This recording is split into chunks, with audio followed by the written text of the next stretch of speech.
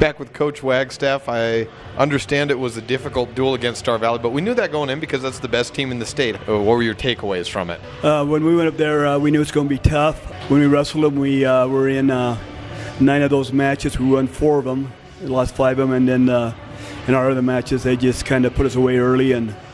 But it was a good duel for us as far as experience, and our kids competed fairly well. We just got to, put that behind us and move on. Heading into regionals, you get to move guys into their spots that they'll be wrestling in for state, and you get to put 2 guys at each weight if you can. Are there any shufflings around for this final week? We're going to probably go with the lineup that we had last week against Star Valley. We moved a couple kids around there, and they did well. That allows us to get more kids in the bracket, so that's what I think we're going to end up doing. I'm going to test your memory here now. With some of these seniors, where are we going to see them wrestling at weight classes? Well, we'll start right at the bottom there. Carson Wagstaff will be at 126. Garrett Foster will be at 132. Sam Lester at 138. Malik Wagstaff at 145. 52, we moved Griffin down to there. Griffin Mitchell will be there, and the Sowers kid will move to 60. And then at 70, we're going to put a sophomore in there. Pablo will be there.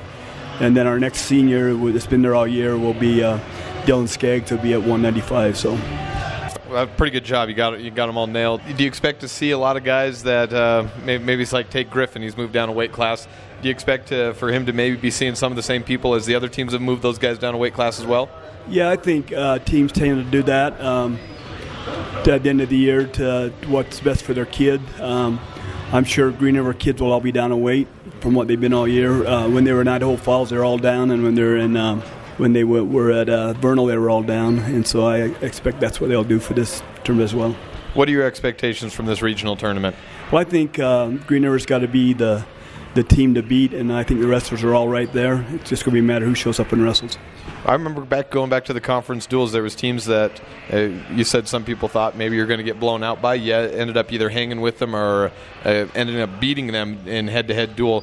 How does that match up for you when you're not matching these teams in a straight duel, but you're just putting all your kids in a pool for trying to get into the top brackets? Well, the tournament's kind of a different deal because you may not get an opportunity to wrestle a kid that you beat in a duel, whereas you might wrestle other kids. So at the end of the day, kids just got to go there and be competitive, and whoever's on the mat with them, they've got to find a way to get a win and move on. And if a lot of kids move on, Evanston Red Devils will do well, and if we don't, we won't. So even though it's a individual thing, when your kids do well, your team does well.